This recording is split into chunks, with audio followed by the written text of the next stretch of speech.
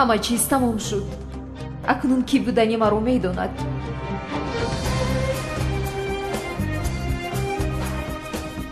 хуб, вале чаро ин одам гирья дорад?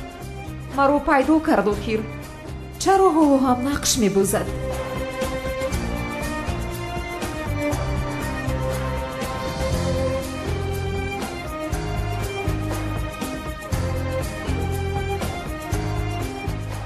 зуҳро ҳоло ҳам бо ман бозӣ дорад. дар ин ҷо дигар истода наметавонам. бояд гурезам. зуҳро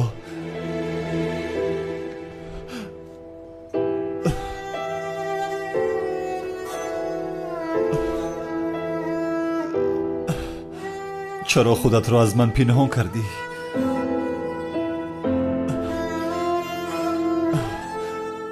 фикр кардӣ ки туро маъқул намекунам? не, ин одам зиё буда наметавонад. маро фиреб карда истодааст. ман туро ҳамеша дӯст медоштам. доимо дӯст медорам.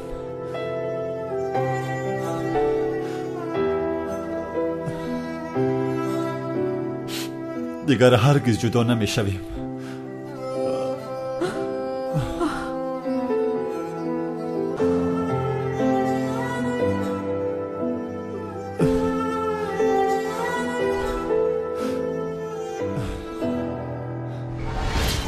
исто. илтимос нарав.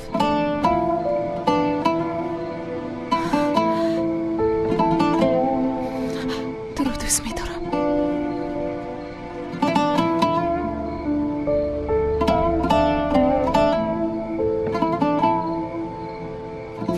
ту чӣ гуфтӣ? чӣ гуфтӣ? туро дӯст медорам гуфтам. туро бисёр дӯст медорам.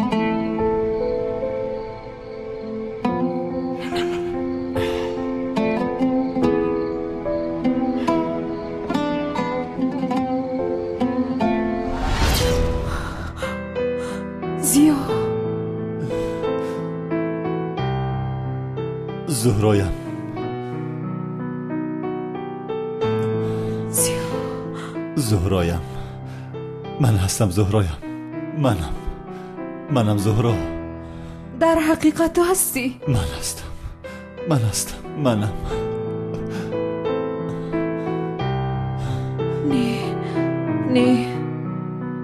не ту зиё буда наметавонӣ. зиё мурд. ту дурӯғ гуфта истодаӣ. ту зиё нестӣ. бале, дуруст мегӯӣ.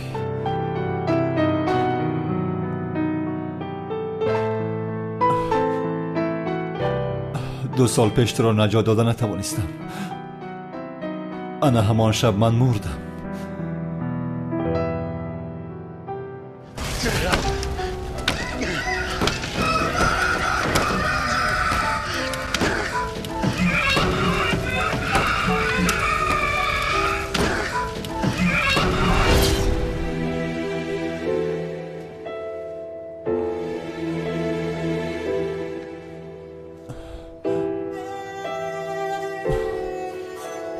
ба хотири оне ки туро наҷот дода натавонистам ҳар рӯз мемурдам. зуҳроям,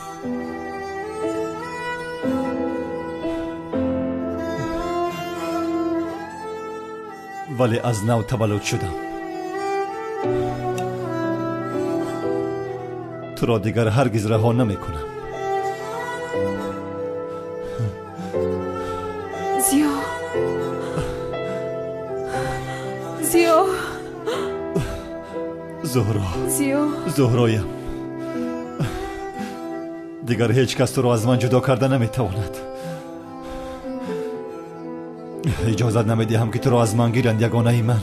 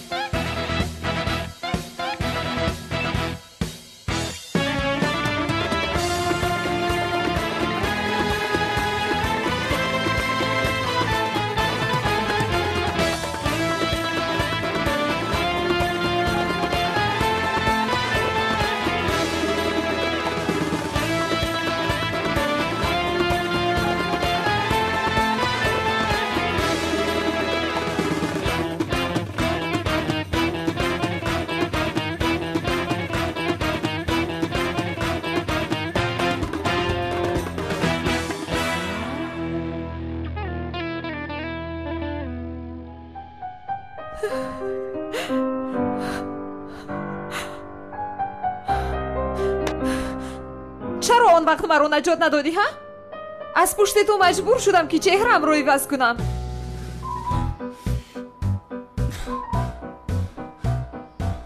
аз дастам омадаро кардам. интиқомамонро ҳам аз аждаҳорманд гирифтам. ту ба чӣ кор меоӣ ҳа? диламро мешиканӣ ту. ва боз расо 2 сол аз пас ҳамчун ҷинояткор таъқиб кардӣ охир. ба худо зуҳро буданатро намедонистам. зуҳроям, зиёи ман, ишқам. оҳ зуҳроям, ишқам.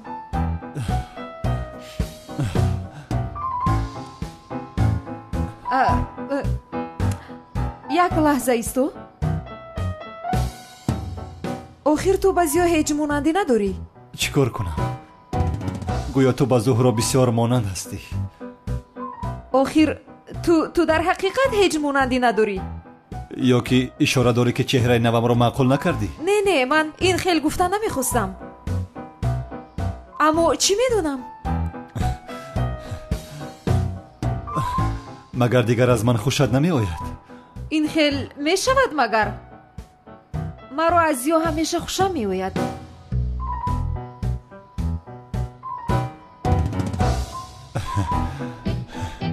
бисёр ширин шудаӣ.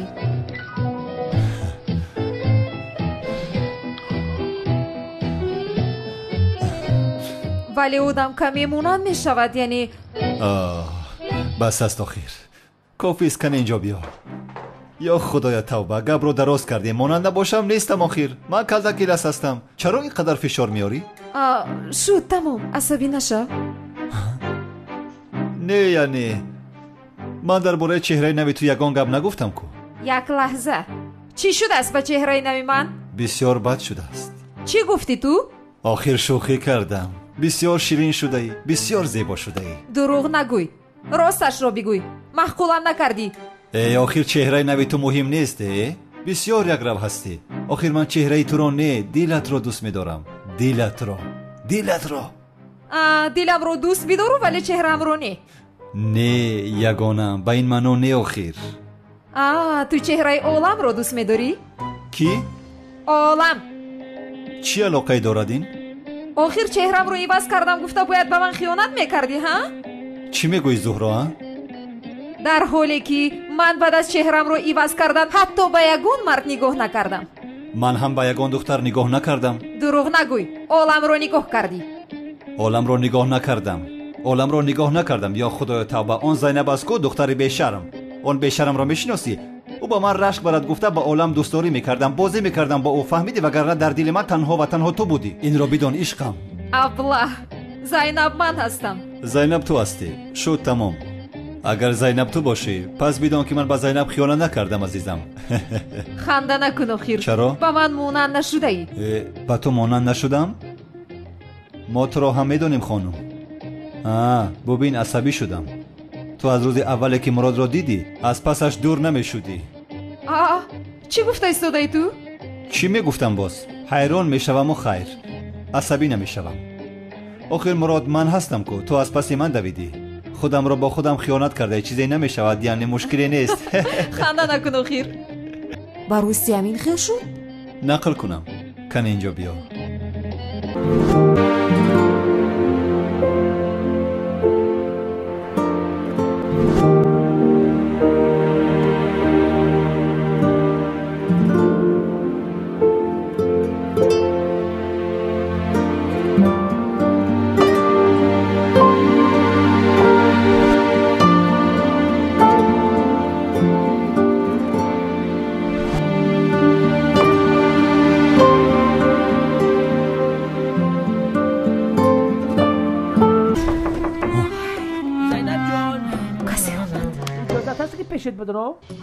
зубайд омад. зубайд? инҷо чӣ кор мекунад? ӯ инҷо зиндагӣ мекунад. чӣ хел чӣ кор? زینب همین قدر یادت کردم که بیاد بدرم جانی من. زینب جان. زینب جان؟ زینب جان میگوید؟ من او را میکشم. بگو در را نمیکشایم. زود باش. او را میکشم. زبید جان، من حاضر در رو شده نمیتونم. کمی کار دارم در اینجا. خیلی من میدونم تو تمام کردن تا خف بشینم اگر نفورد تا پشتی در میشینم پینهان شو کنی پینهان شوم در کجا در پینهان شوم پسی این پرده ها پینهان شو ها زود باش زود او را گسل کن که عصبی شده ایستادم میکشمش. تمام زینب جان تو قدم توق شد من میدونم زینب جونه زوباید زینب گریب شدم گفتم بدرم گریمت دا بگذارم سازی خوبی کارو ساز اوه این قدر حجرت به ترتیبه این خیلی دختری به ترتیب نبودی کو خیره من با تو یاری میدم زینب پروا نکن پنجم هنره انا کنی گو نه لازم نیست وقتی که من کارا کردم التباس غمونتی عصبان بایران راستی من خودم جا میکنم زوباید جان بیا نه بخدا ما همش میکنیم فقط شما خلل نرسونید پروا نکن این کارو همش برای من مایده چویدن چیکار میکند این دیوانه آخر رو گم شو از حجره دوست داشته من. زوباید جان تو درباره چی با من گپ زدنی بودی ها راست گفتی زینب اولش برای کاری که امشب به ترتیبی کردیم عذر میخوام وجدانیستانم حاضر شما همین خیلی ایزای کشیده استم که ایزا کشیده من باور کردم سخت نمیشه من در همین بازی چخیر همراه شدم هیچ خدم نمیفهمم همش عیبی مراده عالما گفتن که زوباید بچه خدادا دایری که همش عیبی مراده زوباید جان امشب چی گپ شد آخه چی میشد باز امشب ندیدی که مراد با بهانه عملیات دو دختر خونه در آورد همین قدر گفتم ای مراد ای خدا پتاس همین کار تنک همین کار خوب نیست بدبخت دو پاره درک موزه دو گفت هم دختر امشب خطی ما خواب میکنم گفتم من زینب دوست میدارم وجدان انسانی به ناموس گفت که من یک دل ندارم دو دل دارم فقط تنها و تنها زینب دوست میدارم گپ من گوش نکرد منم با این کار مجبور کرد آه زوباید آدمی دروغگوی این گفته هایت راست است زینب جان من به تو کی دروغ گفتم کنی گپ زن آخر اون بچه مراد عروس باز است حتی من باور نمیکنم مثل زنبور از این گل به گل دیگر میپرد یعنی این خیلی بوده است البته چیکار میکند این زوباید به این هم زینب زور راضی شد من مرد هستم که اویله و اویله‌دار را بسیار دوست می‌دارم من همه کارهای خانه را میکنم به خودم چیکار کرده ایستاده است آشکارا به زهرا گپ میدهد من این آدم را میپرانم شد زوباید جان ما اینها رو بعدا صحبت میکنیم البته جان زینب اگر یگان کار باشد من خودم میکنم یگان مشکلی نداره همش میکنم لازم نیست زوباید جان بعدا صحبت میکنیم مایلش تمام تو فقط فرما میده زینب تشکری زیاد احوالکت خوبه خوبم تمام زینب جان که راسیگه من شما را بسیار دوست می‌دارم نه که می‌خواستم من خونه در بستم یک شما مرا مجبوری سر میکنید میدونم بعدا صحبت میکنیم التماس میکشم او را در را کشا ایست تو چیکار کرده ایستاده ای؟ چیکار میکنم میکشم او را نمیگذارم رها کن در را کشا میکشم او را رها کن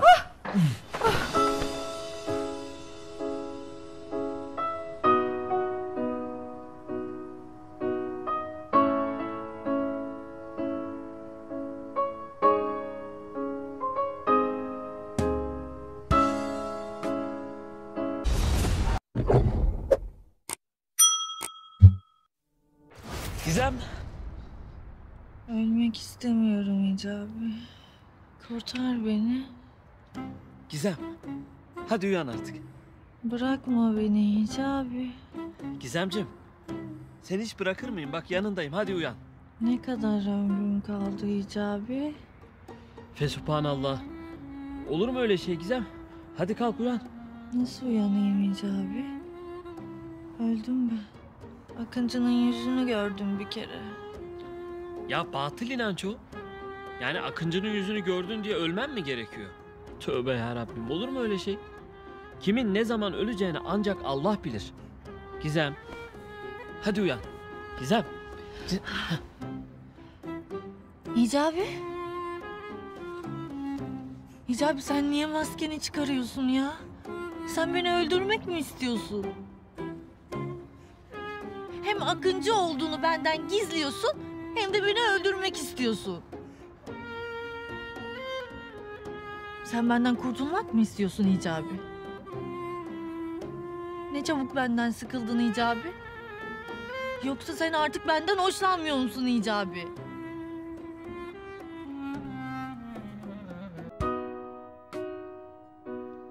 Canım. Seni çok özledim. Seni çok özledim.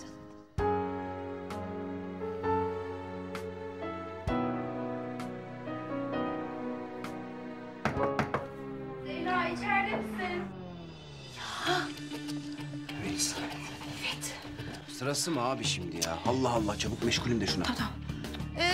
Melis'ciğim meşgulüm şu anda. Birazdan konuşalım mı? Zehra seninle konuşmam lazım lütfen. Yani ne olabilir ki bu kadar önemli konuşacak? Konuşmam lazım ya. Bir dakika. Sana Zehra mı dedi? Ben mi yanlış duydum? Ya Ziya'cığım Melis benim Zehra olduğumu biliyor. Biliyor mu? Ya söylemek zorunda kaldım. Söylemek zorunda kaldım. Hayır, ona söylemek zorunda kaldım, bana söylemek zorunda kalmadın değil mi? Önce ona söyledi, sonra ben öğrendim değil mi? Başka kim biliyor acaba benden önce? He? Şu meczup Azmi Bey de biliyor mu acaba benden önce? Ya saçmalama Ziya. Zehra. Hadi sen saklan bir yere lütfen. Üf, ne bileyim ya. Altına mı girdin? Dolma hadi. Hadi Ziya hadi. Çabuk atlat onu.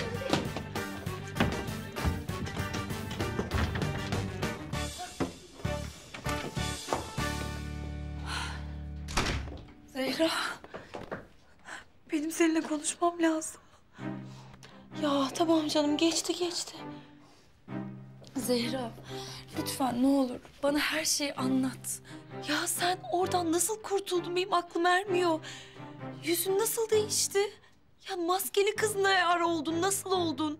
Ne olur bana her şeyi anlat, ben sabaha kadar uyuyamam. Melis'ciğim yarın anlatsam olur mu? Zehra ne olur. Bak uyuyamam gerçekten, benim her şeyi bilmeye ihtiyacım var. En kısa detayına kadar, ayrıntısına kadar anlat tamam mı lütfen? Ben gerçekten hiç müsait değilim. Zehra? Zehra bu odanın hali ne böyle? Sen hiç böyle bir insan değildin.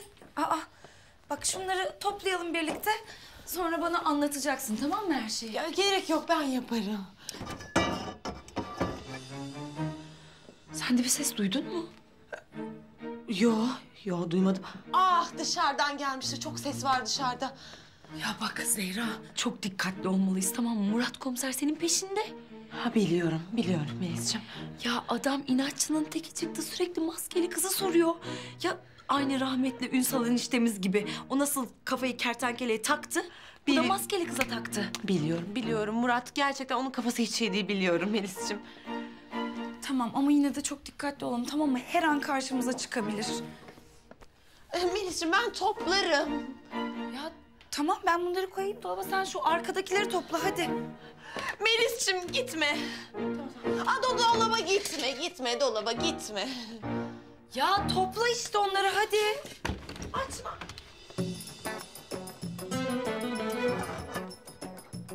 Murat komiser. Ne haber?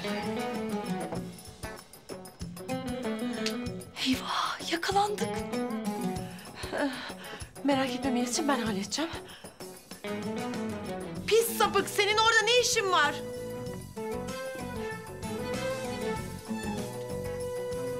Sapık mı?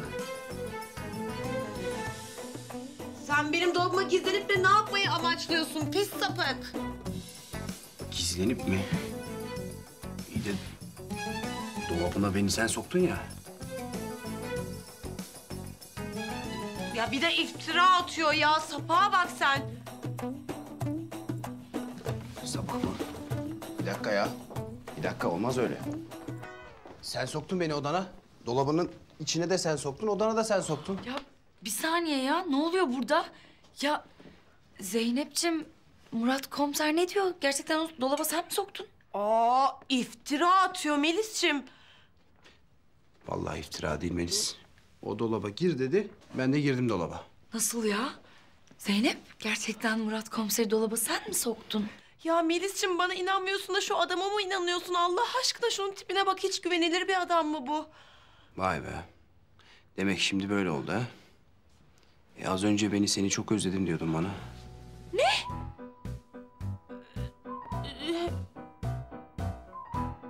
Evet Melis, evet. Kuzenin bana sırılsıklam aşık, itiraf et. Hayır olamaz bu ya. Ya ben sana inanmıştım ya. İnanmıştım. Sen niye benim duygularımla oynuyorsun? Ya Melis sen ne diyorsun? Sen Zehra değilsin. Zehra olsaydın başka bir adamla bir işin olmazdı senin. Seni Yılmaz komisere şikayet edeceğim. Dur Melis'ciğim ne olur dur. Ben sana her şeyi anlatacağım. Ya daha ne anlatacaksın ya? Her şey ortada işte. Değil. Ben sana her şeyi anlatacağım. Bir izin ver. Ya her şeyi anlatacakmış, her şeyi. Ne anlatacaksın acaba? Ya siz ikiniz ne çeviriyorsunuz ya? Melis, gerçekten her şeyi açıklayacağım. Sen anlat. Yok. Sen anlat. Ya senin anlatman daha doğru olur. Hayır, senin kuzenin, senin anlatman daha doğru olur. Lütfen hadi. Aa yeter ya. Sen anlat, sen anlat. Biriniz anlatın işte.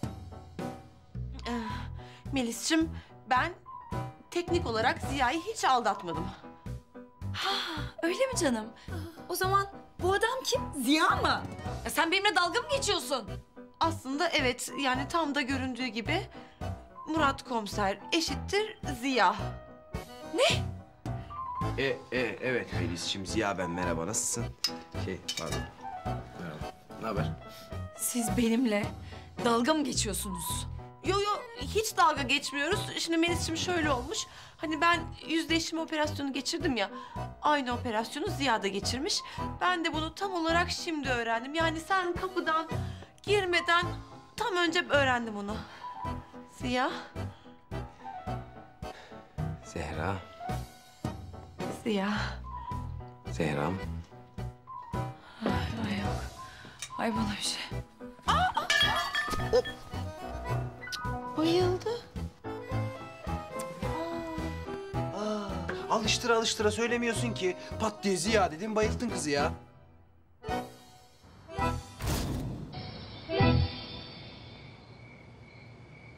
чӣ хеле ки гуфтам миҷрӣ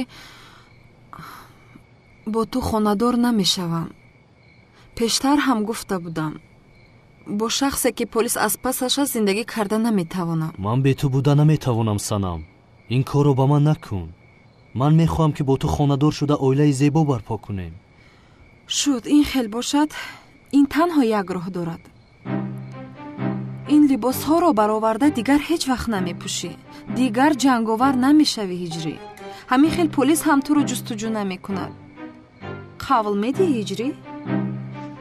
ҷанговар буданро баҳс мекунӣ? Санам, бо ту хонадор шудан барои ман аз ҷанговар будан муҳимтар аст. медонистам. медонистам ки маро интихоб мекунӣ. хайр, модоме ки мо оштӣ кардем боз. як лаҳза. ин ангуштарин бояд дар ангушти ту бошад. бале. ана бубин.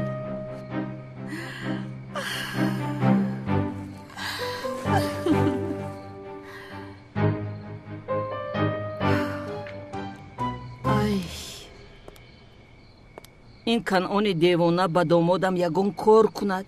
ман чӣ кор мекунам? ба сари домодам агар ягон бало ояд, ман аслу худамро бахшида наметавонам. ай домодам, ай!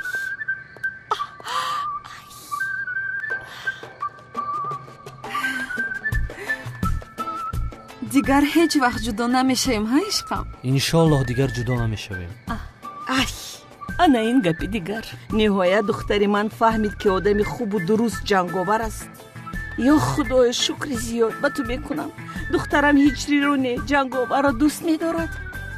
охир ҳиҷрӣ, кани ниқобатро барор. яке ягон кас набинад, Санам. кани ҳиҷрӣ зуд барор ниқобатро. ҷанговар буданро бас кун. ай, яъне чаро домоди ман дигар ҷанговар намешудааст? ин духтари ман бисёр аҷиб аст.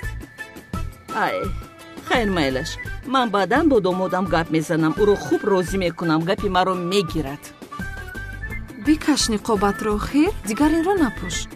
майлаш, Санам, ниқобамро мекашам. аз ин пас дигар ҷанговар намешавам.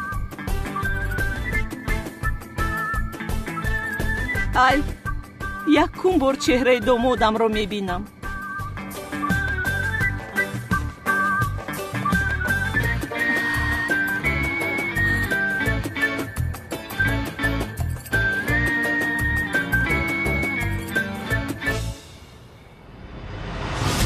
домодам? не, ғайриимкон аст. яъне ин муаззин ҷанговар буда наметавонад. не. بیا زودتر خانه‌دار شویم اجری. ای هرگز اجازت نمیدهم که دخترم با این مؤذن خانه‌دار شود.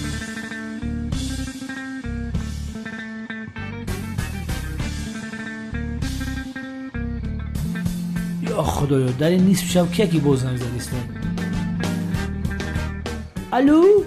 ای وای کمیسر زوبید، من مادر سنم خانم چمن هستم. خانم چمن؟ کمیسر زوبید، من در کجا بودن جنگاور رو میدونم. هر چی زودتر آمده او رو دستگیر کنید. یک دقیقه جنگاور گفته؟ بله جنگاور در گوشه از محله خودمون است. او نگریخته زود بیایید، او رو دستگیر کنید، زود باشید.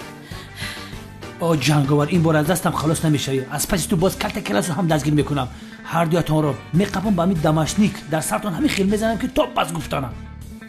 هرگز اجازت نمیدهم که تو با دخترم خانه‌دار شوی.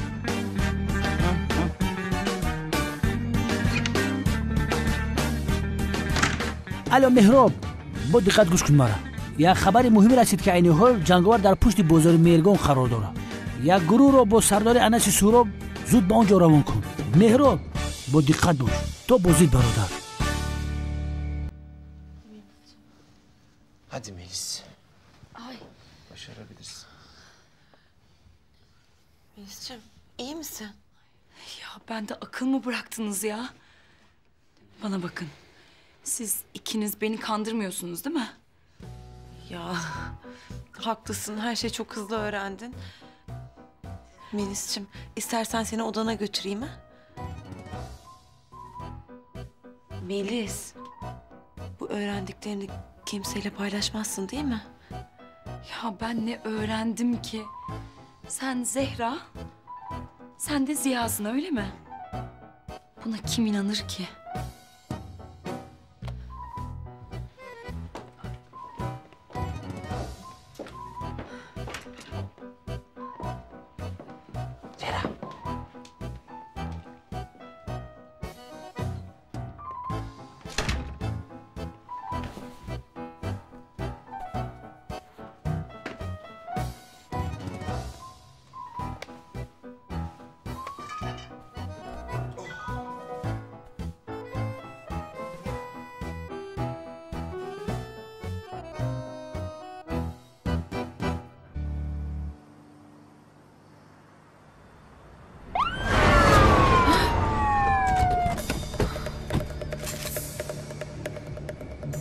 جنگاور تسلیم شو.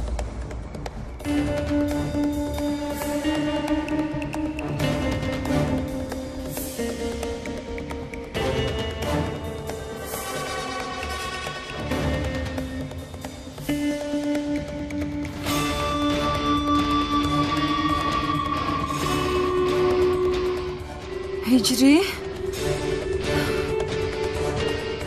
نترس سانم. جنگاور رویت رو گردون.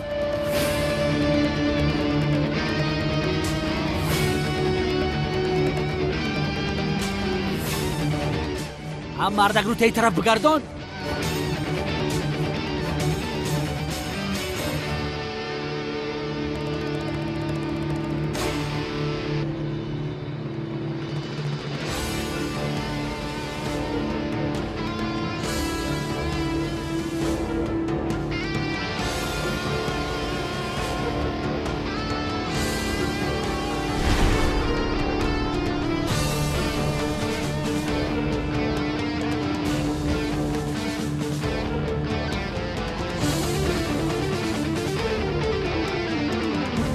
هجری موازی؟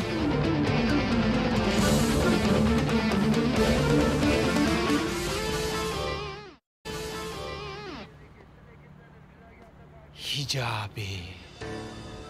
Vallahi de billahi de biliyordum ya. Müezzin şifre değildi. Müezzin sendin. Ulan Hicabi, sen var ya sen. Seni çakal seni. Ay tutuklayın şunu. Komiser bey kızımdan uzak dursun. Anne. Yani Ayla Hanımcığım size de ayrıca teşekkür etmek istiyorum. Eğer Hicabi'yi ihbar etmeseydiniz biz hayatta yakalayamazdık. Ya düşünebiliyor musunuz ya? Akıncı Hicabi. Olacak iş değil ya. Kızımın onunla evlenmesine müsaade etmem asla. Şimdi efendim o kadarını ben bilemem. Artık aranızda. Anne bana bunu nasıl yaparsın ya? Nasıl Akıncı'yı ihbar edersin? Üzgünüm kızım. Yani Hicabi'nin Akıncı olduğunu öğrenince işler değişti. Akıncı'nın damadım olmasına müsaade etmem.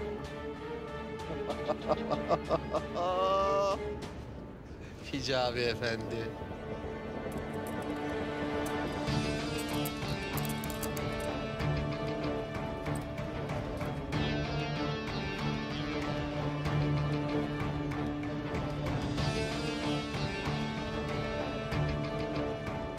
Akıncı, bitti. Oyun bitti.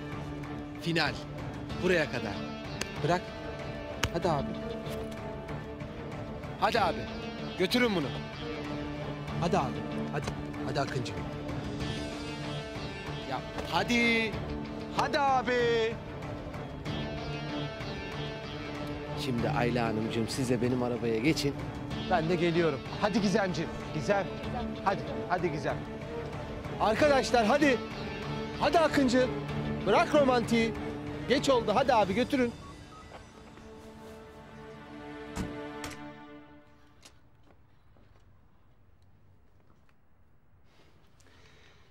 Beni çok beklettin. Aa. Sen ne yapıyorsun burada? Ne yapayım seni bekliyorum. Ay gel bakayım sen şöyle buraya birazcık. Kapıyı kilitleyelim artık. Yeter çok sıkıldım. Sabahtan beri yani anladın sen onu. Ha? Oldu mu? Oldu tabii gel. Gel.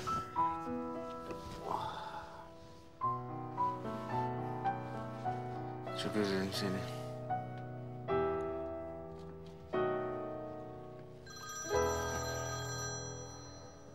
Allah'ım ya Rabbim sırası mı şimdi ya?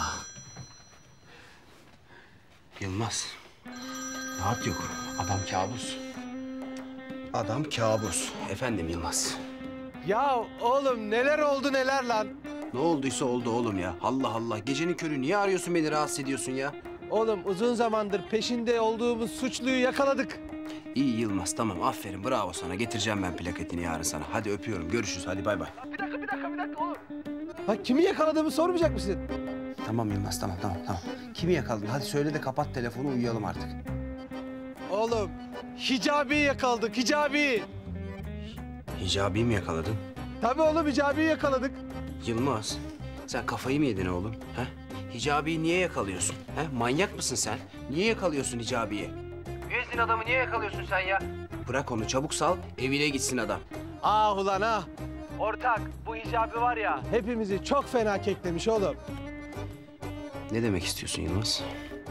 Oğlum müezzin şifre değilmiş. Müezzin Akıncı. Hicabi Akıncıymış oğlum Akıncı. İnanabiliyor musun lan? Ne? Hicabi Akıncı mı çıktı? Saçmalama Yılmaz. Hadi.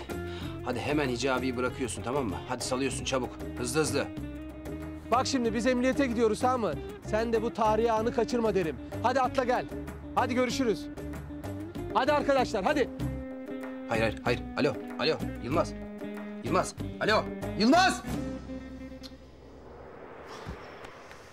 Vay be. Akıncı Hicabi miymiş ya? Hicabi'yi hemen kurtarmam lazım. Hicabi'yi hemen kurtarmam lazım Zehra. Akıncı Hicabi'ymiş ya. Sen de kertenkele çıktın. Artık hiçbir şey şaşırtmaz beni. Kurtarmam lazım Hicabi'yi. Tamam canım sen git Hicabi'yi kurtar. Ben seni burada beklerim. Ya Ziya ben çok acıktım. Bana gelirken acılı şalgam bir de Adana dürüm yaptırıp gelsene. Adana dürüm. Tamam sevgilim. Tamam. Buradan pencereden gel. Bir dakika zaten telefonu unuttum. Hadi öpüyorum. Arayacağım seni. Tamam. Ziya dürümü unutma ya gözünü seveyim. Tamam aşkım tamam.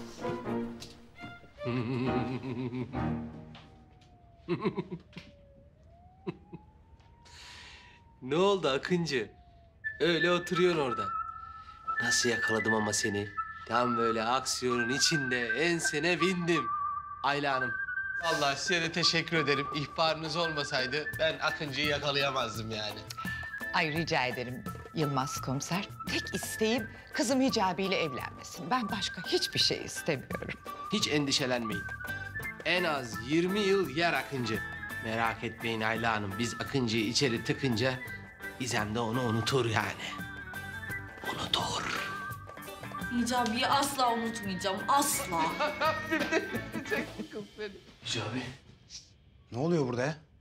Murat, ne olur kurtar Hicabi'mi. Yılmaz Hicabi'yi neden kelepçeledin? Kafayı mı yedin oğlum sen? Oğlum ne diyorsun lan? Ne hicabisi? Akıncı işte. Yakaladık Akıncı'yı. Görmüyor musun? Oğlum sen kafayı mı yedin? Çabuk çöz Hicabi'nin ellerini. Nasıl akılcı değil lan? Kör müsün oğlum? Akıncı işte burada oturuyor. Görgü tanıklarımız da var. Sor. Ayla Hanım buyurun.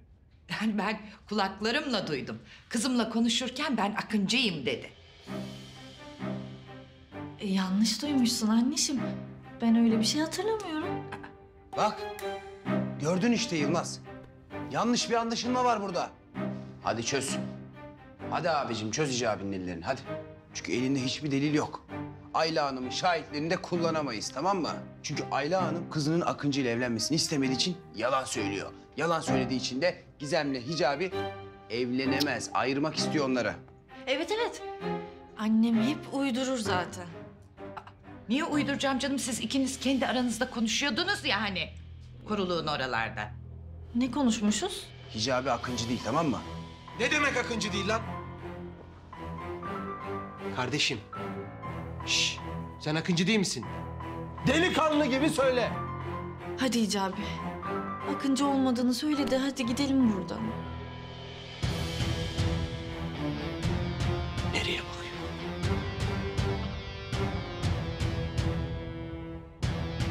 Hicabi. Hadi güzel kardeşim. Yılmaz komisere Akıncı olmadığını söyle.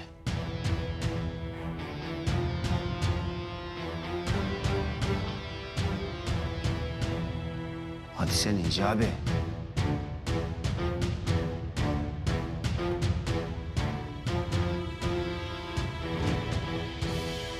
Tabii. Söylemesine ne gerek var? Çünkü o da biliyor ki Akıncı olmadığını. Değil mi Hicabi? Konuşsana Hicabi. Konuşsana. Hadi Yılmaz. Ver şu anahtarları Yılmaz. Yılmaz ver şu anahtarları. Anahtar vermem elini ya. Yılmaz. Bırakır mısın ya? Bana bak ver şu anahtarı. Ya. İşte burada. Burada lan. Hicabi. Hadi be güzel kardeşim. Hadi uzat ellerini çözeyim. Ay Yılmaz komiser ne oluyor burada yahu? Ay siz bunu yakaladınız ya. Bir şey yapın. Hayır anne. Akıncı'yı yakalamadılar. Deliller yetersiz. Hicabi Akıncı olduğunu söylemedi ki. Ay ne demek deliller yetersiz? Zaten hiçbir suçlu olduğunu söylemez ki. Ay bu ne saçmalık Allah aşkına bir şey yapın Yılmaz Bey. Hayır Murat. O kelepçeyi çözersen, onu serbest bırakırsan sen de suçun parçası olursun. Ben böyle bir şeyi affetmem. Akıncı'yı serbest bırakamazsın. Hayır. Ne Akıncısı oğlum ya? Allah Allah. Akıncı falan değil o. Hicabi o. Benim kardeşim o ya. Hicabi hadi kardeşim. Uzat şu ellerini çözeyim hadi.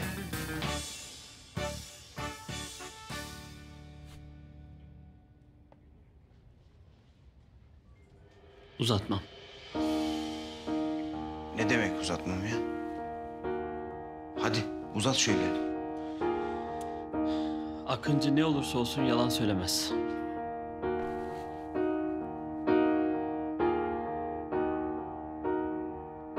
Yılmaz komiser. Akıncı benim. İşte bu! İşte bu, işte bu. Ben yakaladım Akıncı'yı, ben yakaladım canım. İnanır mısın biliyordum. Müezzin şifre değildi. Sendin.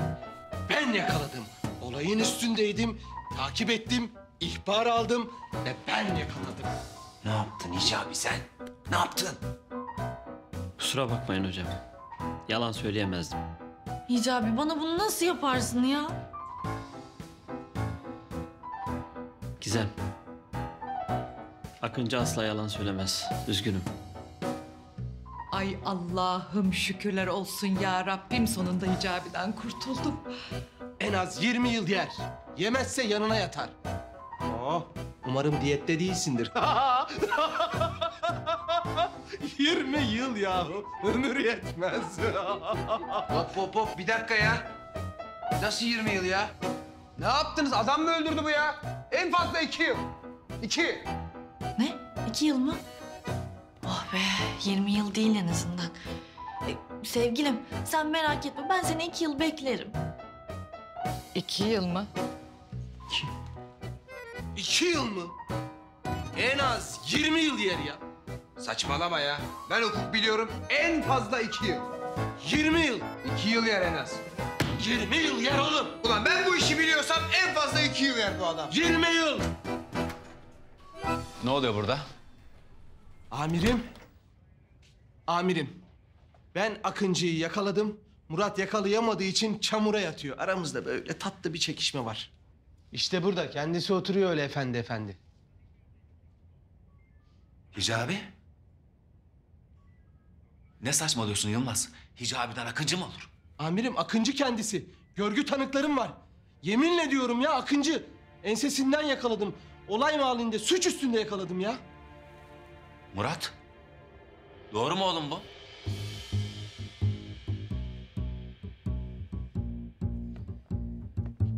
Maalesef amirim. Hicabi?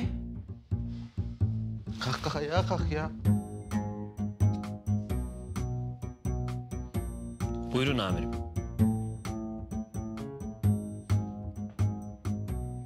Gerçekten de Akıncı sen misin Hicabi? Evet amirim, benim. Akıncı. Akıncı kardeşim benim. Akıncı evladım, sen bizi yanlış anladın. Bizim derdimiz seni yakalayıp gözaltına almak değildi. Sen bunca zaman bizden boş boşuna kaçıp durdun evladım. Biz seninle sadece tanışmak istedik. Yoksa bizim derdimiz seni yakalayıp kovalamak değildi. Bir dakika amirim, ne yapıyorsunuz siz ya? Ne oluyor burada ya? Suçlu bu adam ya. Yıllarca peşinden koştuk bunun. Gece demedik, gündüz demedik. Kabuslarıma kadar girdi ya. Ne suçlusu Yılmaz? Akıncı bizim kahramanımız. Akıncı mazlumların dostu, zalimlerin can düşmanı.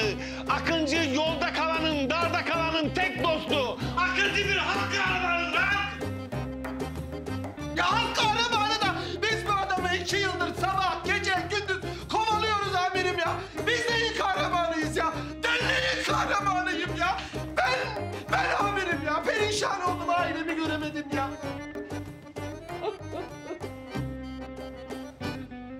Teveccühünüz amirim. Ne teveccühü. Bırak artık bu tevazuyu Hicabi. Sen bizim kahramanımızsın. Maskendeki o hilale kurban olayım senin. Kardeşim.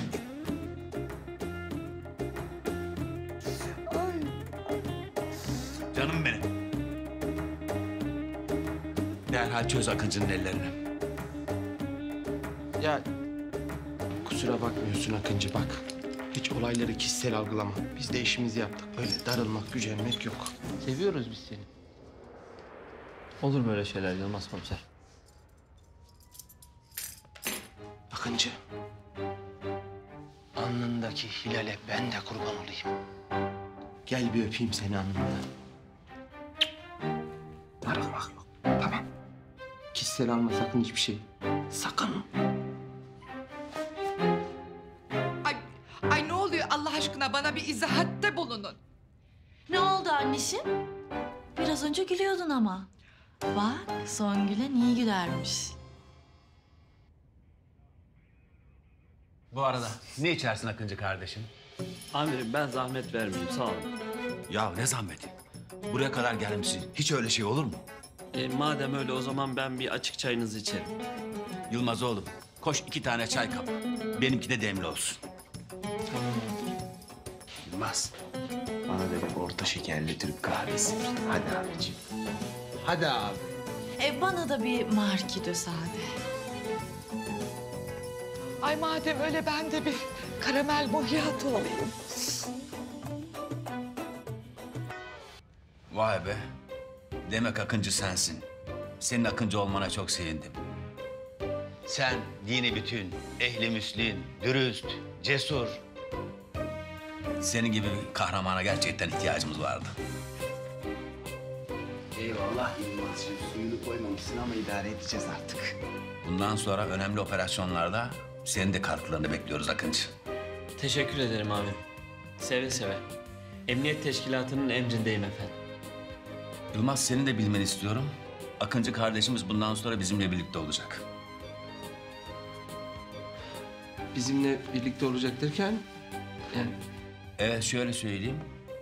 Murat Komiser ve Akıncı önemli operasyonlarda birlikte olacaklar. Sen de onlara destek olacaksın.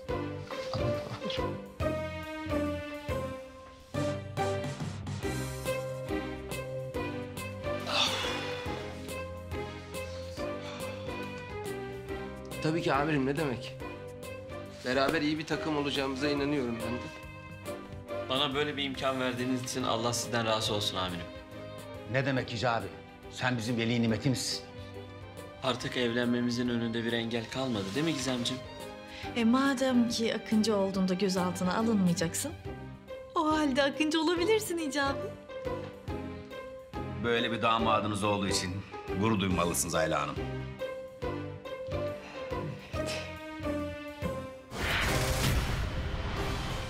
Siz Sayın Akıncı, nişanlınız Gizem Çakır'ı hiç kimsenin etkisi ve baskısı altında olmaksızın kendi öz iradenizle eşiniz olarak kabul ediyor musunuz? Hadi sen evladım.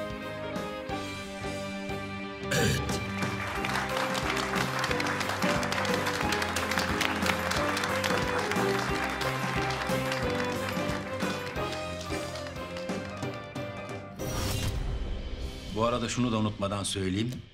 Akıncı'nın kimliği bir devlet sırrıdır. Ve bu odadakiler bu bilgiyi asla hiç kimseyle paylaşmayacaklar. Tabii amirim. Burada olan burada kalır. Çıkmaz. Benden çıkmaz şahsen. Bu aramızda küçük bir sır amirim. Merak etmeyin, kimseye söyleme.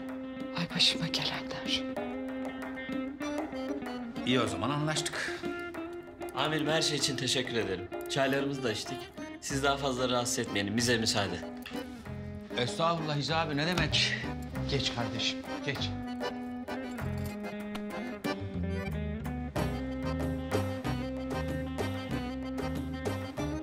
Bundan sonra zaten birlikteyiz. Tamam? Tabii ki. Hayırlı olsun güzel kızım. Mutluluklar dilerim. Sağ olun amirim. İyi akşamlar Ayla Hanım. İyi akşamlar. Hicabi, iyi akşamlar kardeşim. İyi akşamlar hocam. Evet çocuklar.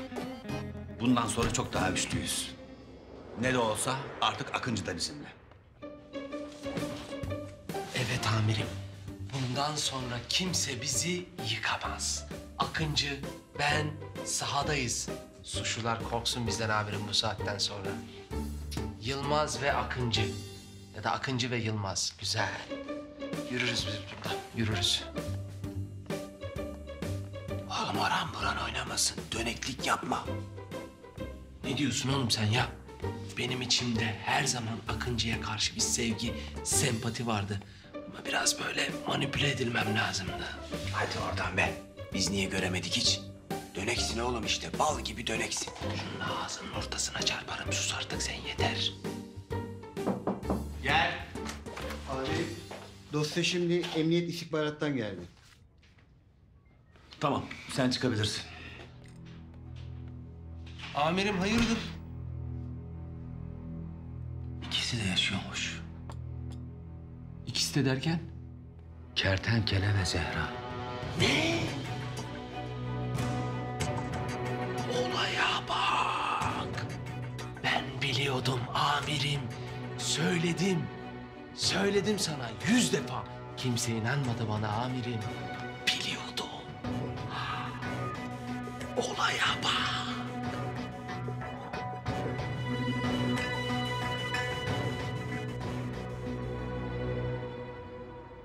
Ne iş arkadaş ya?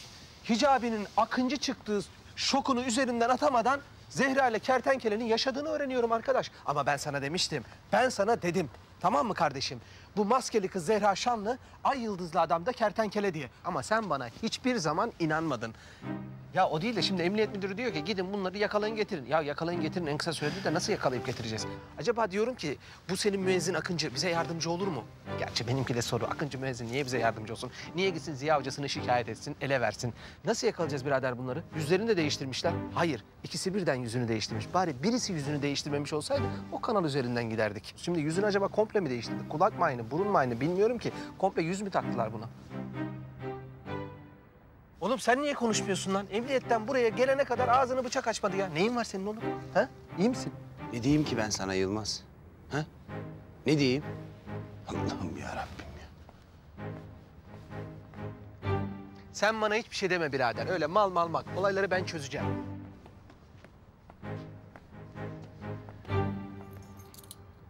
Kardeşim hadi. İyi geceler. Eşlik ettiğin için çok sağ ol. Tamam mı? Hadi.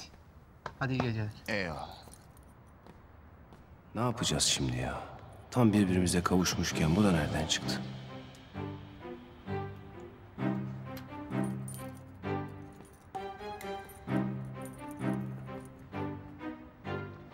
Kardeşim. Geç oldu da hadi. Hadi iyi geceler. Polise yakalanmamalıyız. Yoksa ikimizi de içeri atarlar. Murat. Murat. Murat. Heh, ne oldu? Duymadım ben, anlamadım. Birader, duymazsın çünkü dinlemiyorsun. Kulağın kafan burada değil. Diyorum ki geç oldu. Evin, yurdun yok mu senin ya? Bas git hadi geç oldu. Bak yol uzun. Tamam oğlum gidiyoruz, yemedik evine ya. Hadi iyi geceler. Hadi iyi geceler Murat, hadi. Oğlum gidiyorum dedim ya. Ya hadi abi, hadi. Bak bana sesini yükseltme, ümüğünü sıkarım seninle. Tamam kardeşim, iyi geceler. Hala üstüne. Hadi abi. Hadi abi. Ulan çakal. Ben bilmiyor muyum senin gelip burada Zeynep'i görmek istediğini? Açar mıyım lan ben sana bu kapıyı? Sabaha kadar nöbet tutacağım.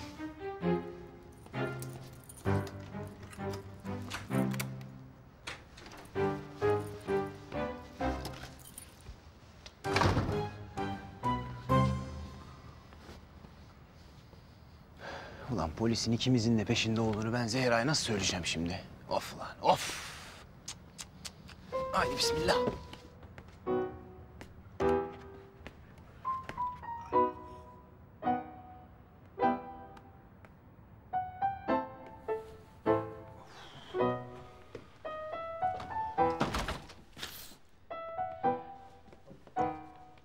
Ne yaptın? Kurtardın mı Hicabi'yi? Kurtardım bir tanem. Kahraman sevgilim benim.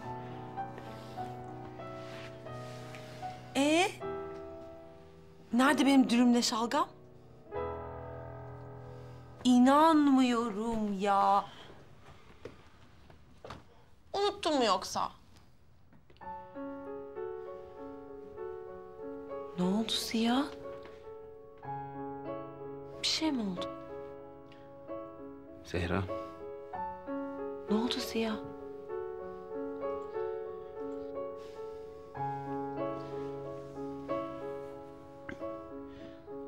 Polis ikimizin de yaşadığını biliyor. Yılmaz peşimizde.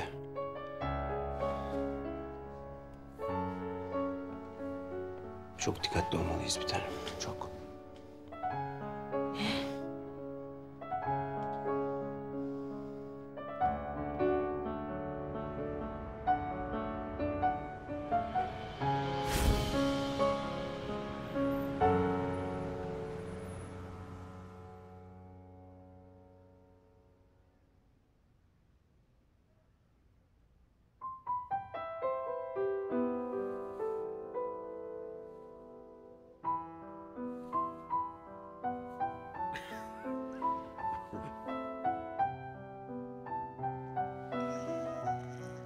Günaydın Ziya.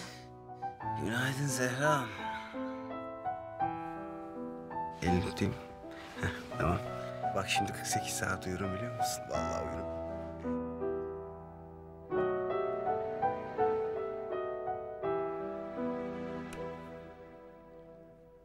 siz ayrılmamış mıydınız ha?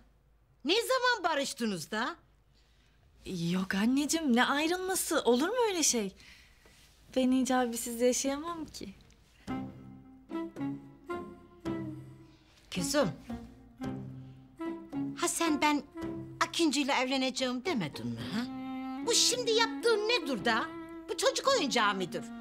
Bir Akıncı ile evleneceğim diyorsun. Bir Hicabi ile evleneceğim diyorsun. Bu nedir da?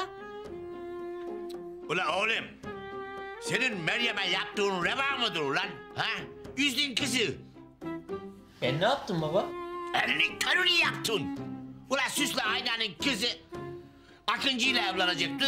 Sen de Meryem'le evlenecektin. Ha? Bu kız ne yapacak? Ha? Kızım, üzülme. Bu da gelir geçer. Ha?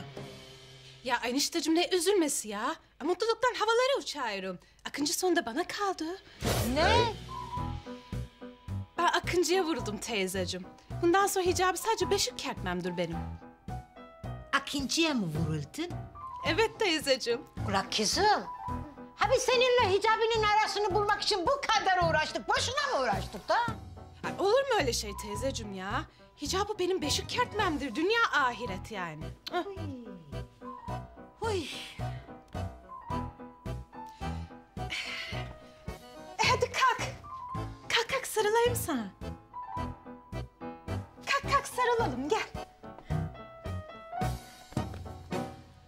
Mantıklı.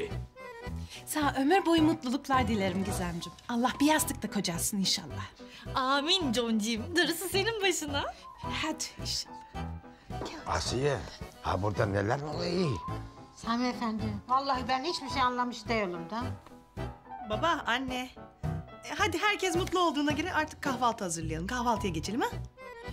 Durun. Bir fikrim var.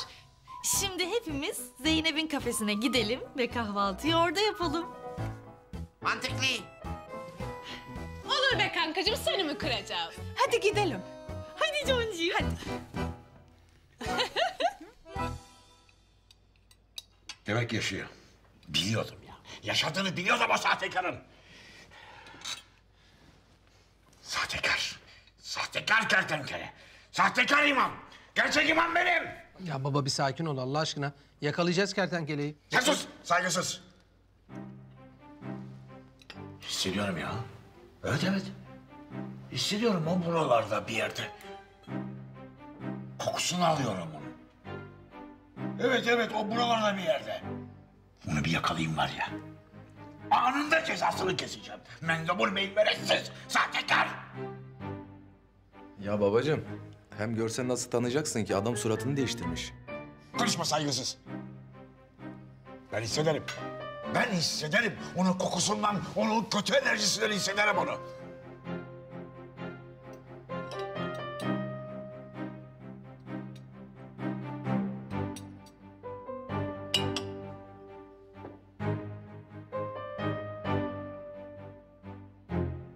Murat evladım, bu kertenkeleyi ne zaman yakalayacaksınız?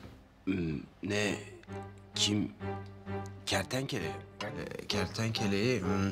Baba, bana niye sormuyorsun ya? Ben yakalayacağım işte. Çok yakında yakalayacağım. Bana sor. Niye ona soruyorsun? Bana sor ya. Konuşma saygısız sen. Konuşma.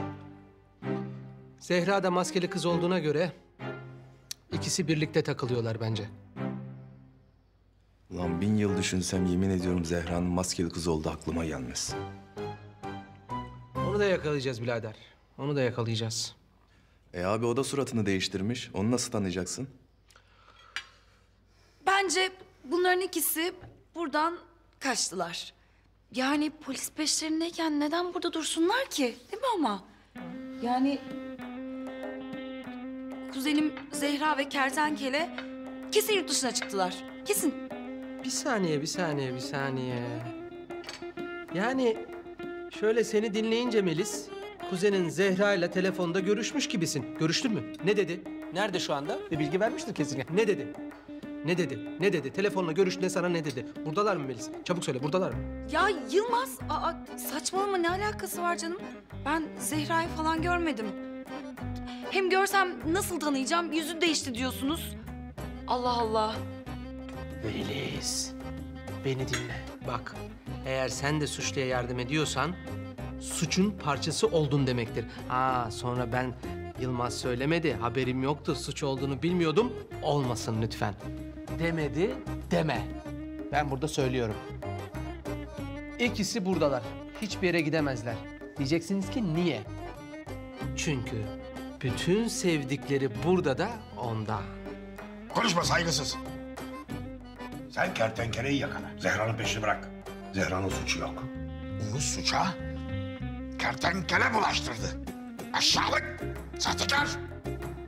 Baba olur mu öyle şey şimdi? Senin söylediğin de bir defa hani... O ne konuşuyor hayırsız ya? Zehra bizim kızımız. Onu kertenkelenin elinden kurtarın. En kısa sürede kertenkeleyi yakalayıp adalete teslim edeceğiz Azmi Bey. Siz merak etmeyin. Evet. Sana güveniyorum Murat evladım. Zehra kızımı kurtar. Ay lütfen Murat komiser. Benim zavallı kuzenim Zehra'yı o kötü adam kertenkelenin ellerinden kurtarın. Lütfen. Zeynep, ayıp olmuyor mu? Zeynep Hanım. Kertenkele meselesi bende. Zehra Hanım'ı ben kurtaracağım. Murat değil. Didem Hanım geldiler. Hemen al içeri. Didem mi? Evet, Didem Hanım. Murat'ın çok yakını. Çağırayım, yanında bulunsun kahvaltıda. Murat da zaten böyleler. Afiyet olsun. Didem, geç açsındır. Hemen otur bir şeyler ye. Hoş geldin kızım.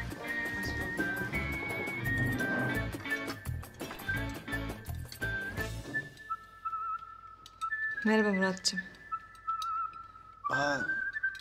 Merhaba Didem.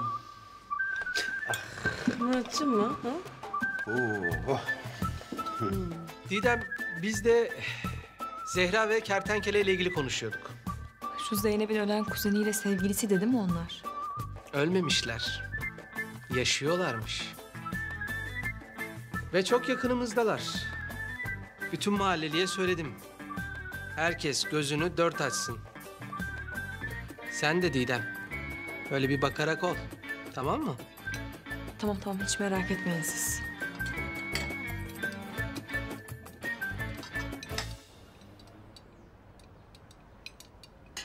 Ya uşaklar, bu kertenkele yaşaymış ha. Ya nasıl olur bilemedim ha. Abi yüzü de değişmiş diyorlar.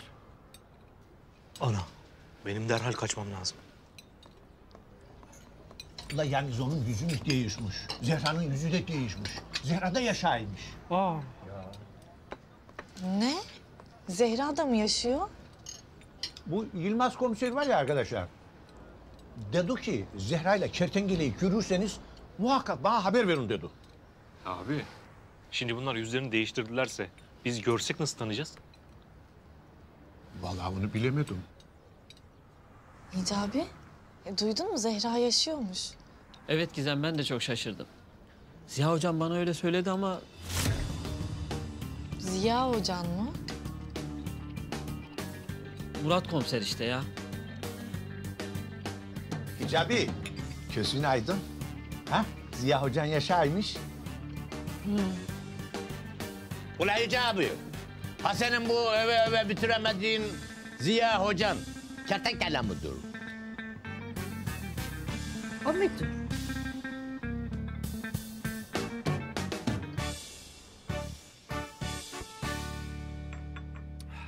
Bizimkiler araştırmışlar Murat. Zehra'nın yüzünü değiştirdiği hastaneyle ilgili hiçbir bilgiye ulaşamamışlar. Zaten ortada kayıt falan da yok. Biliyorsun kertenkelenin yüzünü değiştiren doktorlarla ilgili de hiçbir bilgiye ulaşamadık. Ama benim tezim şu. Bunlar fazla uzaklaşmış olamazlar. Civardalar. Çok yakınımızdalar. Vallahi ben seni yakalayacağına eminim Murat. Ne de olsa benim kahramanımsın. Çek o pis konu Ziya'nın kolundan ya.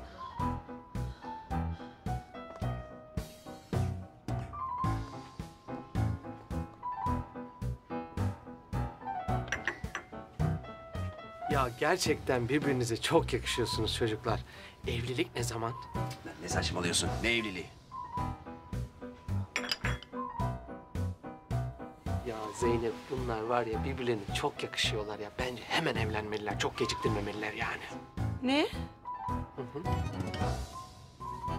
Yılmaz Bey, müsaadenizle ben Murat komiserle bir şey konuşacaktım.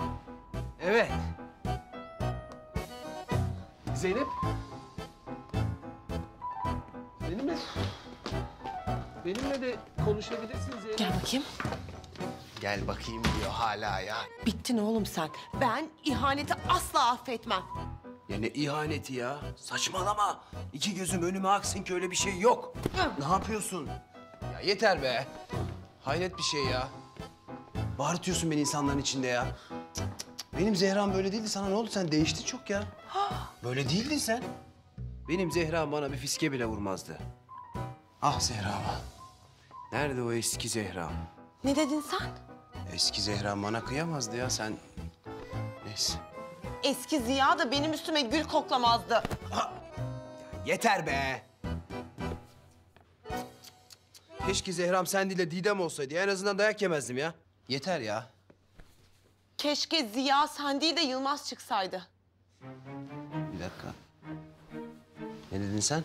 En azından Yılmaz bana sadık kalırdı. Bak Zehra çok ileri gidiyorsun. Senin için hiç iyi olmayacak. Ya çok korktum. Ne yapacaksın? Tutuklayacağım seni. Ay kendini polis sanıyor hala. Garibim. Polisim ben Murat komiser. Bak kertenkele beni kızdırma. Seni gider Yılmaz'a ihbar ederim. Bak maskeli kız benim canımı sıkma gider seni Yılmaz'a ihbar ederim ha. Ha demek öyle. Öyle tabii. Bunlar hala ne konuşuyorlar ya? Ne bileyim Didem. Ben şimdi gidip ikimizi de Yılmaz'a ihbar edeyim de bakayım hangimizi tutuklayacak ha? Ya yapamayacağın şeyleri söyleyip de güldürme beni. Hadi git. Sen şimdi görürsün gününü. Hadi git bakalım. Gitme. Zehra, Zehra. Yılmaz, ben sana çok önemli bir ihbarda bulunmak istiyorum. İhbar mı? Zeynep, ne yapıyorsun? Çıldırdın mı? Kertenkele var ya, hani şu İstanbul gecelerinin iflah olmaz çapkını. Evet. Çapkın, profesyonel bir suçlu. Ve ben onu ellerimle yakalayıp adalete teslim edeceğim. İhbar nedir? Bu çapkın adam var ya, bu çapkın adam. Zeynep. Sence, Evet. sence Zehra'yı aldatıyor mudur? Ne? Hayır, asla. Yani tamam kertenkele suçlu olabilir fakat... Zehra'yı aldattığını sanmıyorum yani. Aldatmıyordur. Yalnız senin burada ne olduğu hakkında bir fikrin var mı? Ya sen sus ya, sinsi. Bilmediğin şeyleri sokma burnuna. Ay bu kadın çok kaba. Biz aynı dilden konuşamıyoruz maalesef. Yılmaz. Zeynep'e söyler misin? Kertenkele Zehra'yı hiçbir zaman aldatmadı. Hatta arkasını dönüp bakmadı bile hiçbir kıza. Yalan söylüyorsun. Yalan söylemiyorum. Pis yalancı. Kertenkele Zehra'yı aldatıyor. Hayır, aldatmıyor. Ya arkadaşlar ne oluyor burada? Hiçbir şey anlamıyorum ben ya. Kertenkele pis çapkının teki. Değil. Tamam mı? Kertenkele sadakatin adresi. Kertenkeleden nefret ediyorum. Hayır, nefret etme. O senin kuzenini çok seviyor. Sevmesin kuzenimi. Sevsin kuzenini. Ya Zeynep, Murat ne oluyor abi?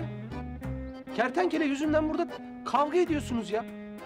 Ya Zeynepciğim kuzenini üzen o sahtekarı yakalayacağım, adalete teslim edeceğim. Bunu bir kenara koyalım. Şimdi senin ihbarın ne? Onu söyle bana. Kertenkeleyle mi ilgili bir durum? İhbar mı? İhbar canım. İhbar? Şey...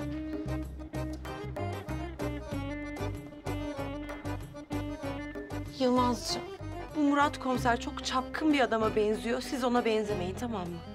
Ne işim olur bu serseriye? Hiç benzemem. Biz zaten siyahla beyaz kadar farklıyız. Hiç işim olmaz. Sizde tam aile babası olacak bir tip var. Murat'ın seni bozmasına izin verme. Hayır asla izin vermem Zeynep. Ben tam evlenecek yaşta ve dönemdeyim Zeynep. Aile kurmak istiyorum. Lütfen bu adamla takılıp da kendinizi bozmayın.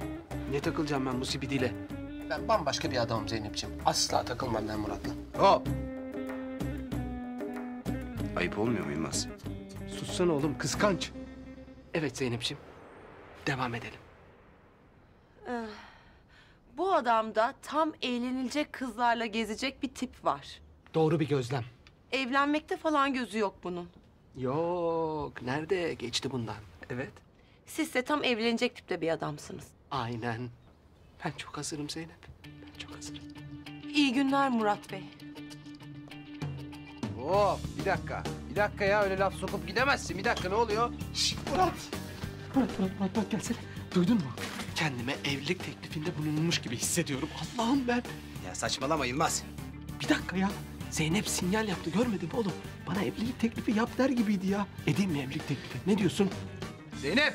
Yılmaz otur şuraya, otur şuraya. Geleceğim.